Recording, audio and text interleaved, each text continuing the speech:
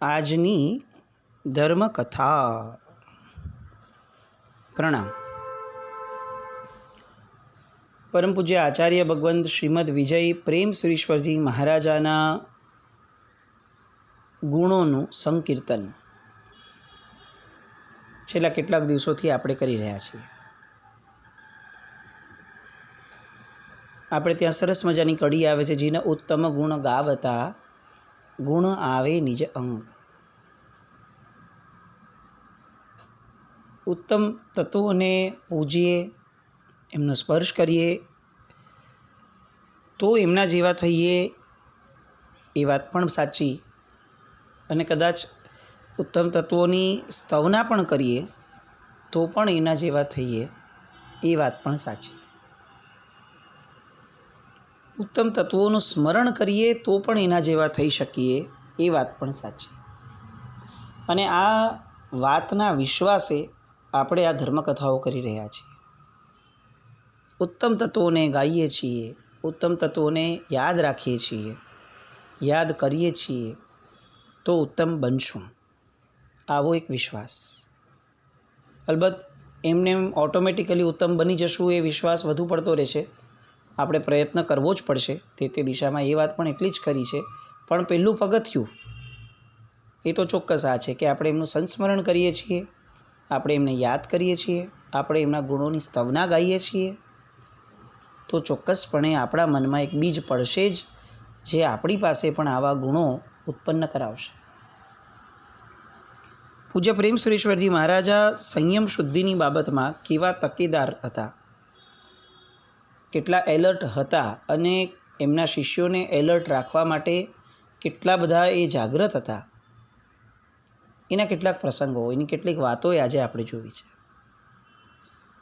સાહેબનું વિક્રમ સંવત 2015નું ચાતુર્માસ સુરેન્દ્રનગરમાં હતું.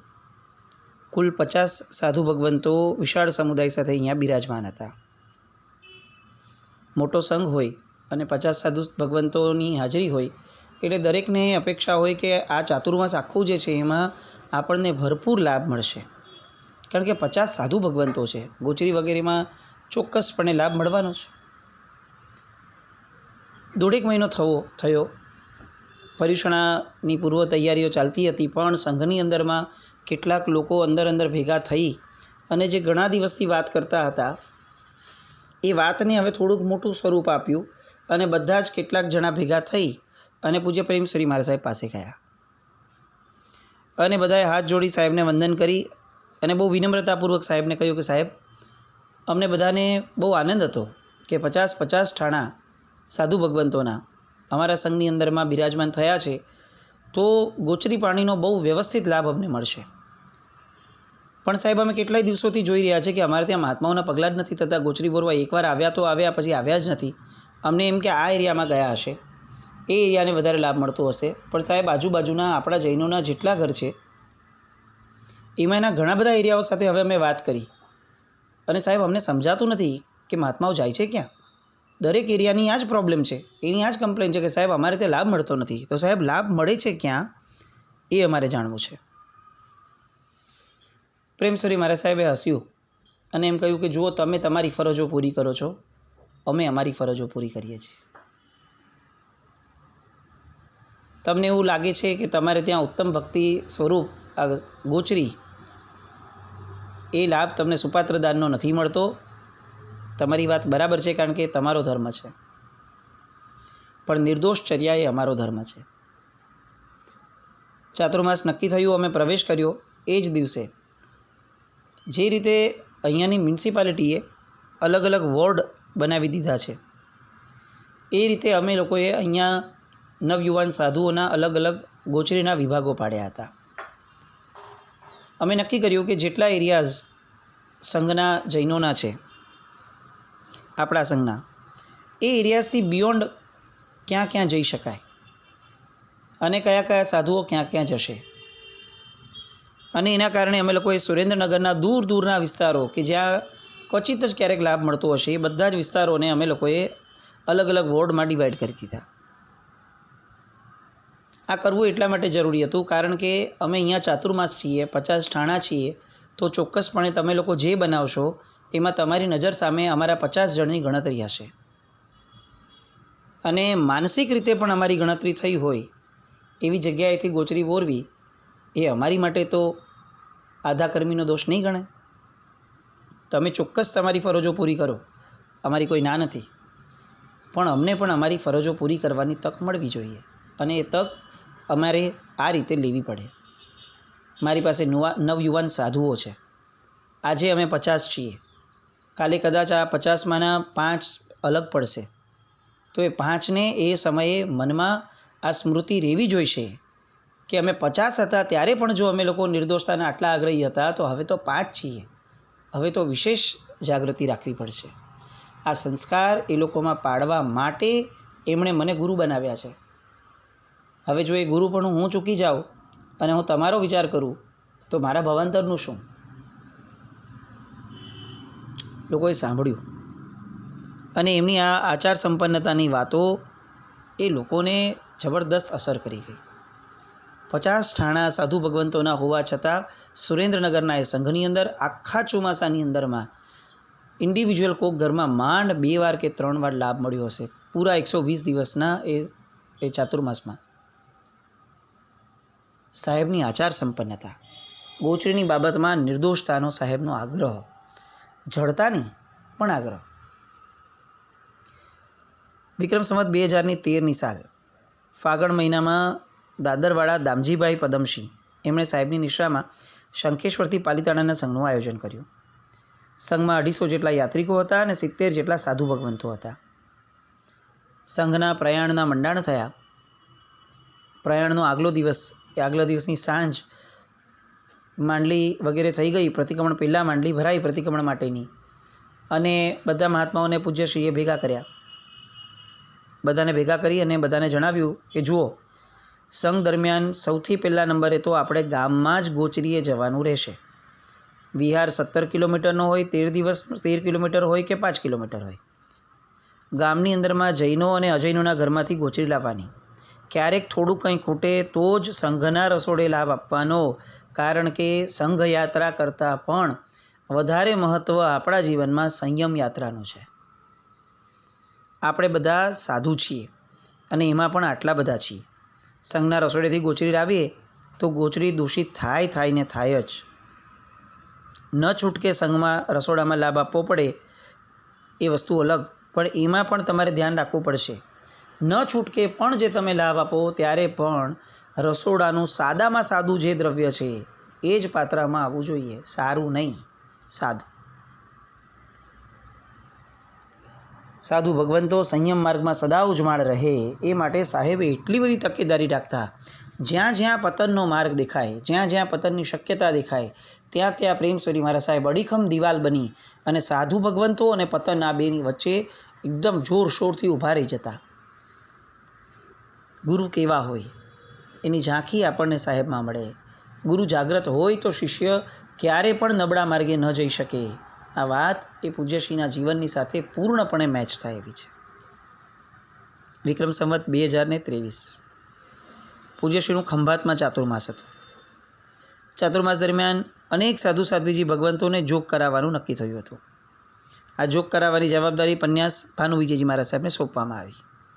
સાહેબની તબિયત થોડી નાદુરસ્ત હતી, પણ એ નાદુરસ્ત તબિયતમાં પણ પૂજ્યશ્રીએ પન્યાસી મહારાજ ભાનુ વિજયજી મહારાજ સાહેબને બોલાવ્યા અને એમને સૂચના કરી. જોગ એ તો વિશિષ્ટ આરાધના છે. એમાં સાધુઓ દૂષિત આહાર આદિ ન લે એની કાળજી સૌ પ્રથમ રાખવાની છે. જેઓ સંપૂર્ણ નિર્દોષ આહાર આદિથી જોગ કરી શકે તેમ ન હોય તેમને આપણે જોગમાં પ્રવેશ કરાવવો જ નથી. જોગના નિમિત્તે પણ એકવાર દોષિત ગોચરીની સૂગ જો ઉડી ગઈ તો એ ભવિષ્યનું અને ભવાંતરનું સૌથી મોટું નુકસાન છે. જોગ નહીં થશે તો ચાલશે, પણ નિર્દોષ ગોચરી સિવાયની ગોચરી એક ચાલી શકે આવો વિકલ્પ પણ મનમાં પ્રગટશે તો નહીં ચાલે. જે મળે એનાથી ચલાવી લેવાની તૈયારી હોય એમને જ જોગમાં બેસાડવાના, આવી સ્પષ્ટ જાહેરાત કરી લે છે. સાધ્વીજી ભગવંતો પણ જોગ કરવાના છે. સાધુ અને સાધ્વીજીઓને ક્રિયા બધી જ અલગ કરાવવાની, સજ્જાઈ પઠવવાની વિધિ પણ સાથે કરાવવાની નહીં. કોઈ પણ કાળે આપણા સાધુ ભગવંતો સાધ્વીજી ભગવંતોની સાથે એક પણ ક્રિયા કરવા બેસવા જોઈએ નહીં. ભાનુ વિજયજી મહારાજ, જેમણે વિધિ કરાવવાની હતી જોગની, એ આ બધી વસ્તુઓ સાંભળી રહ્યા હતા અને એમની આંખમાં દળદળ આંસુ પડતા હતા કે આ ગુરુ ભગવંત આ ઉંમરે આટલી નાદુરસ્ત તબિયતમાં પણ કેટલી નાની નાની વસ્તુઓની કાળજી આપણી માટે રાખી રહ્યા છે. મનમાં કેવો સંસ્કાર જીવનભર ઘૂંટ્યો હશે કે પોતાની નાદુરસ્ત તબિયતમાં પણ સૌથી વધારે જો કંઈ યાદ આવે છે તો એ છે સાધુઓની સંયમ સુરક્ષા. સમુદાયો એમને મોટા નથી થતા. સમુદાયો મોટા કરવા પાછળ કેટલા ભોગ અપાયા હોય એ આ દ્રષ્ટાંતોને આવા ગુરુ ભગવંતોના જીવન પરથી આપણે સમજી શકીએ છીએ. આ સેમ ઘટના આપણા પૂર્વજોએ આપણી માટે પણ કરી હશે. કેટલી પરંપરાઓ, કેટલી વસ્તુઓ, વિચારણાઓ કરીને આપણી માટે મૂકી હશે. અને એ પરંપરાઓથી રથ થઈ અને એ પરંપરાઓને આગળ વધારવાની જવાબદારી જે આપણા માથે હતી, એની જગ્યાએ પશ્ચિમીકરણ, એની આંધળી દોટ આપણા જીવનમાં આપણે લાવી. અને અત્યારે આપણે જે વિકૃત જીવન જીવી રહ્યા છે, એ વિકૃત જીવન જીવવાનું પાપ આપણા માથે ચોંટે છે. એટલું જ નહીં, આપણા માથે આપણા પૂર્વજોએ કરેલી અપાર મહેનત, એ લોકોએ આપણી માટે સેવેલા સપનાઓ, એ બધાનો પણ દાટ વાળવાનું પાપ આપણા માથે ચોંટે છે.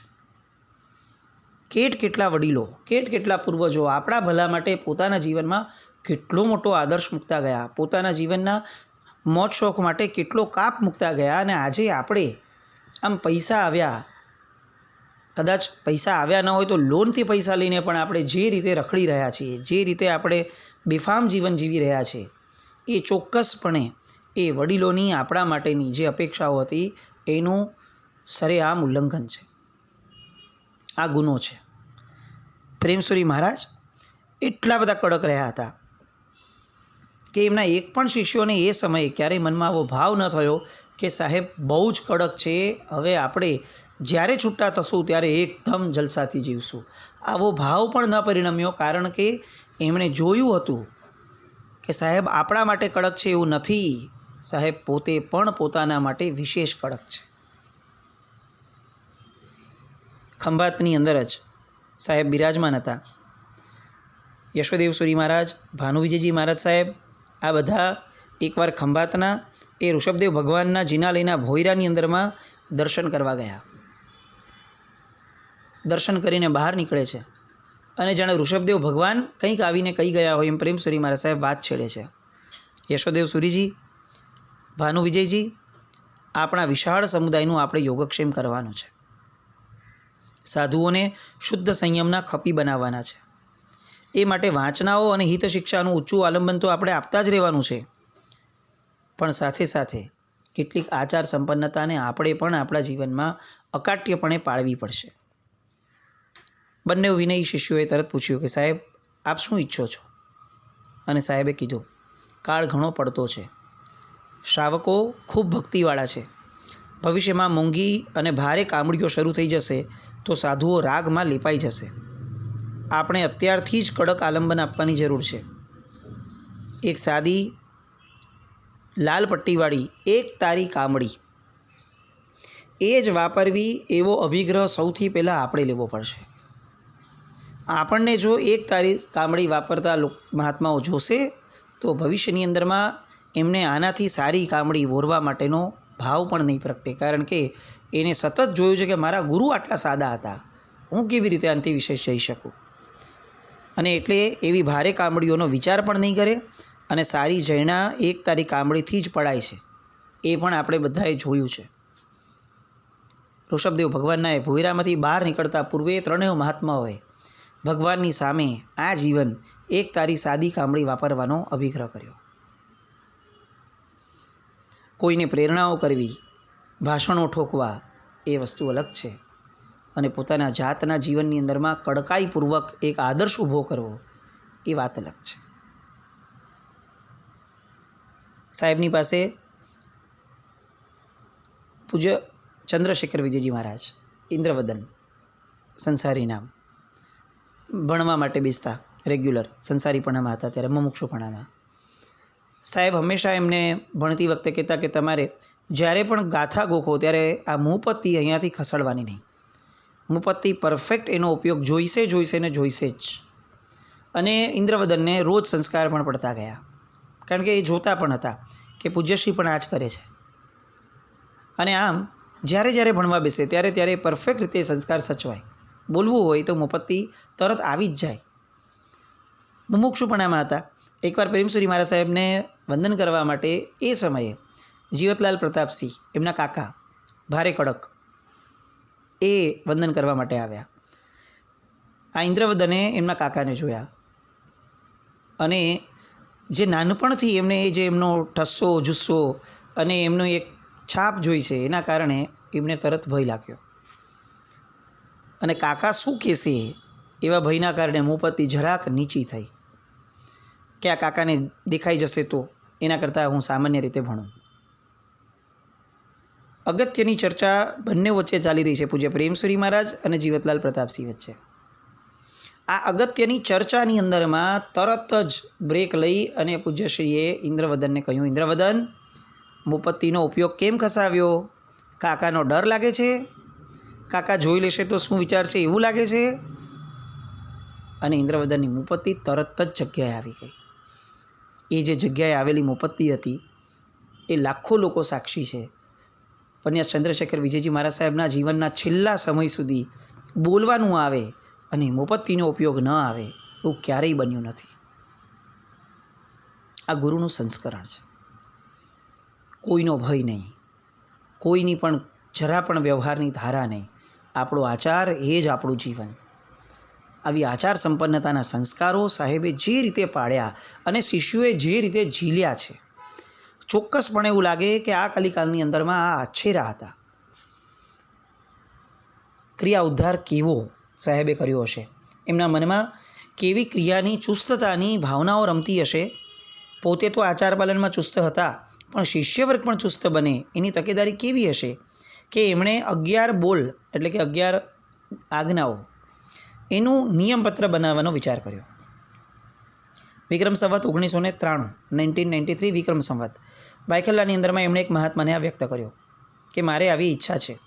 આ નિયમપત્રને વિક્રમ સંવત 2018માં પટ્ટકનું સ્વરૂપ અપાઈ ગયું આખાને આખા સમુદાય માટે. અને આ 11 બોલના પટ્ટકમાં શિષ્યવર્ગ સારામાં સારી રીતે પાલન થાય, આચારનું કરે એવું સાહેબ ઈચ્છતા હતા. અને પ્રેમસુરી મહારાજે અને ત્રિલોચન વિજયજી મહારાજ સાહેબે આ પટ્ટક જ્યારે બહાર પાડ્યો ત્યારે આખા સમુદાયની વચ્ચે જાહેરાત કરી કે આ પટ્ટકનું જ્યાં સુધી સુચારુ રીતે તમામ ગુરુ ભગવંતો, મહાત્માઓ, સાધુ ભગવંતો દ્વારા પાલન ન થાય ત્યાં સુધી અમારે બંનેઓને લીલોતરી શાકનો ત્યાગ રહેશે.